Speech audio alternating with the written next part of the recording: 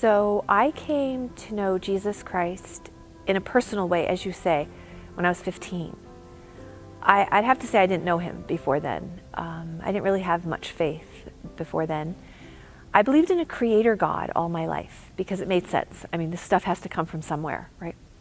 But I rejected what I was learning in my Catholic faith. I grew up Catholic, public schools, but went to CCD, religious education, hated it because it didn't make sense.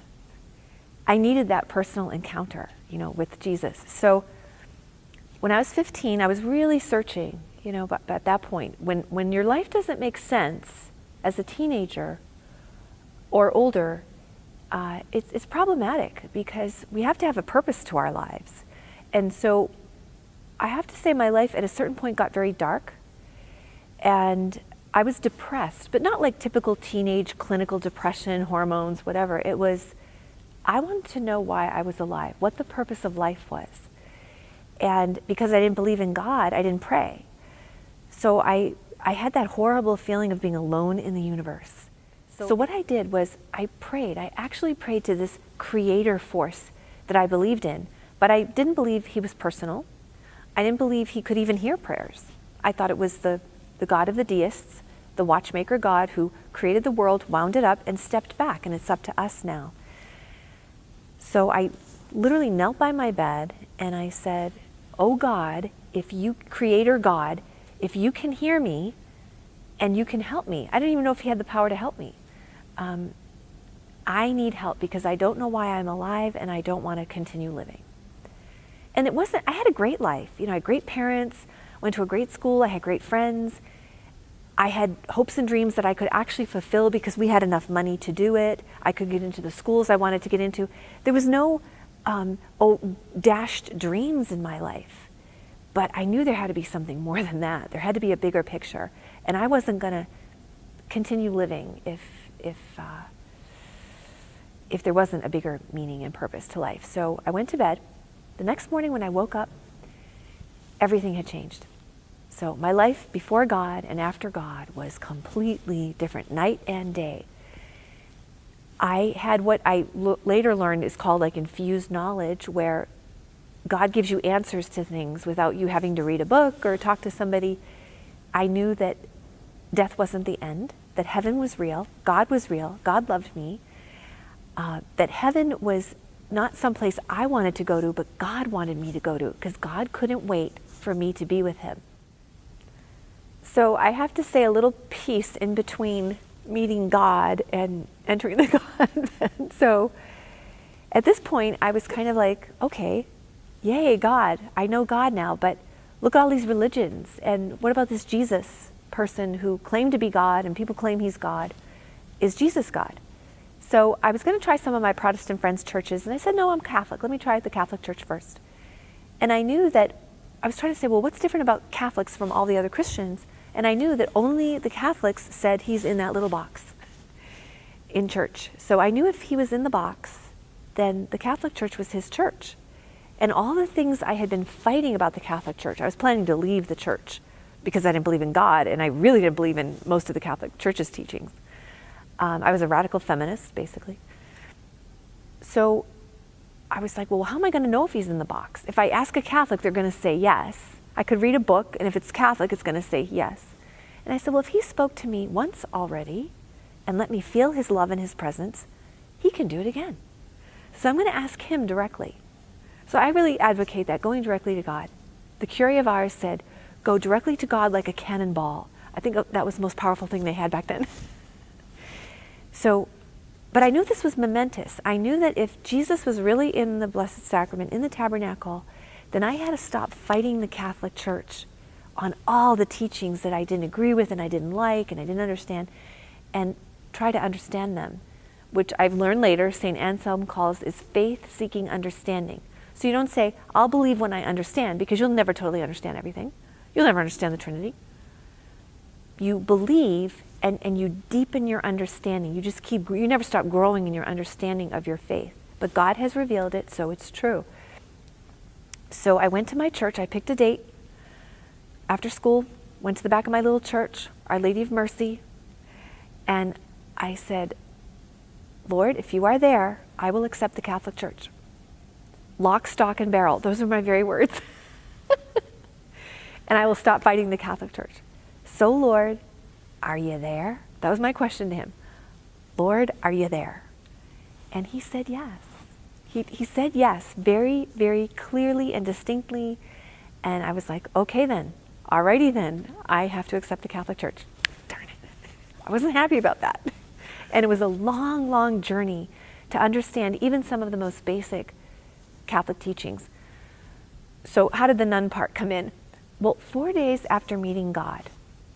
So this is probably day 3 of I met God, then I met Jesus in the Blessed Sacrament, so I had to accept the Trinity and the whole Catholic Church thing. Then he calls me to be a nun on day 4. He doesn't waste any time, right? No moss grows under his sandals. Okay. So he called me. It was very, and people say, oh, it's very subtle. It's like, for me, it wasn't subtle. I think for some people, he has to kind of bang them over the head or they don't get it. So for me, it was a lightning bolt experience. It was literally, be a nun. It's like I heard this voice again, like, be a nun. And I wasn't really exactly even sure what that meant. But I said yes right away. But then I was like, oh, no, I don't want to be a nun.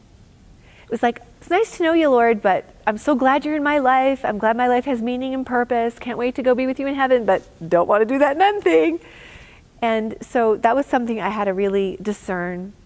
And I struggled. I mean, I fought with him over it. We just had these big knock him down, drag him out fights. And he won. Because after 2 years of struggling and fighting, I was 17, by the way. He's not young. 17 is not young. It's not. I couldn't wait to get started once I, knew what my vocation was. So I remember kneeling down at my bedside again. Well, actually what had happened was I finally put it out of my mind. I said, I am not going to do this nun thing. I'll be a good Catholic. I love the Lord, but I really don't want this thing. But I could feel these 2 wills struggling, and I realized it wasn't me. Because if it was an idea I had, I'd stop doing it. Okay, I don't want to do that anymore. I realized that I was battling with someone else. There was like Jesus, the agony in the garden, the struggle. So that night, I went out to the movies, and I was like, I'm going to have a blast. I'm going to forget this nun thing. I can see what I was wearing. And I said, I'm just going to put this to rest once and for all. Be happy again, right? Stop the struggle. I couldn't do it. I came home from the movies. I was miserable. And I said to the Lord, I knelt down by my bed again, and I said, Lord, I don't know how to make me happy anymore. All the things that I used to love, I still love them, but they don't bring me, they're not my whole world anymore. They don't bring me the joy that they used to. Or they bring it in a different way. And I said, just make it clear, Lord. If you really, really, really want me to do this, make it clear. I don't want to be uncertain anymore. I don't want to live in this fog. I said, just make it clear and I'll do it. And again, he said, yes, this is my will. Those were his words. It's like an internal voice. Yes, this is my will. Now, God doesn't always speak to me that way, but there have been times, like every few years, I get a direct command or something or direct answer from the Lord. And I know what it sounds like to me because I know how he talks to me. But he talks to everybody in different ways. You just have to figure out how he talks to you. So I remember saying, okay, Lord, I surrender. I'll do it. I'll do it. And little by little, it became my will. It became my passion. From begrudging to, oh, okay, well, I could see myself. And then finally, I can't wait to do this. And so I actually entered at 17. But I'll tell you his story real quick. He went to the Mother House and met Mother Paula, who founded us in North America. And he went on the tour with my mom of the whole place, our publishing plant and everything. And he liked it. He loves nuns. He's very Catholic, But he just didn't think it was for me, and he thought I needed to wait 5, 6, 7, 10 years. As he was leaving, Mother Paula could see in his eyes, she was very good with men, she understood men, she could see in his eyes he was still going to say no to me. And he was smiling, thank you, Mother, goodbye, goodbye. She looked at him and she said, are you going to make her suffer? And my dad's whole face fell. I heard this from a nun that was with Mother Paula. His whole face fell because what father wants to make his daughter suffer? And he knew I was suffering because I had been asking him for months Dad, please, can you sign here? I want to enter in June, please, please, please. So he came home, and he told my mom, yes, I'm going to say yes. So I was working at my job. I was asking all my friends who were in any way religious to pray for me because my fate was being decided that very day. And I wouldn't tell them why.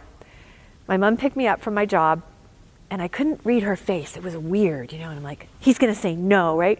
And she said, I'm going to let your father tell you. I went home, and he was practically crying. He said, okay, honey, you can enter in June. Thank you, Dad. Yay. So that's my story, and I never looked back because I've had struggles and crosses and trials and temptations, but I had made such a good discernment, and the struggle was so severe and fierce that I knew beyond the shadow of a doubt that this was it.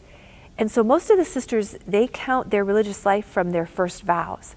I count it from the day I entered, because that's when I gave my life to God. And I told myself, our house was so close to the mother house, I could have walked home.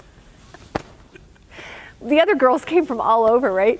But I told myself, look, give yourself a year. Do not think about leaving, because you got to stick it out. You got to figure this thing out. Of course, it's going to be strange, and you're going to have moments, and you're going to be homesick, and of course you cry and everything. Don't force it if you're not called to it, because you're going to be miserable, and you'll make everybody else miserable. But don't be afraid of it either. God is going to be with you every step of the way, and He'll let you know. Like, it's a process. If He's inviting you to the process, do it. It might be a no at the end. It's not for sure He's inviting you to it. It's going to be a yes. You don't know that. But don't be afraid. Why be afraid? And then you'll have the peace of knowing, I discerned that. I said yes to the invitation to the process. You're not signing on the dotted line when you go into a discernment program. And you have to visit the communities you're interested in. So don't just look at the websites or the literature, or even if you know one sister or brother or priest, they're repping the congregation, but you need to go and visit and meet the community. Because if that charism of that community is planted in your heart, it will click. It sounds very touchy-feely, but it's very theology of the body. You have to go there in person, in the presence, and if it feels like home, it'll click. Sometimes you go and you're like, oh, it's not quite like the website, or I don't feel anything. I thought this was it, and I don't feel anything. Also, let the communities you're interested in, even if you're 15, 16, 17, let them know you're interested, because we have this phenomenon today where young women do all their discernment for a year or two by themselves, and then they come and say, okay, I'm ready to enter. We're like, hey, hang on. Your discernment begins now with us. You can't just do it in your head. So don't be afraid to say, hey, I'm looking at different communities, and you guys are one of them. Because then we can start the process together. It can take, for us, Daughters of St. Paul, can take 6 months to a year. The process of getting to know you getting to know us. It's a two-way street. Coming on some retreats, doing some work with us, So, yeah, it's I really think if more young Catholics knew how beautiful the life is, they would at least take a look at it, because it is one of your options as a young person. I mean, you have to be called too. It's not that you can call yourself, but there's nothing to be afraid of, really.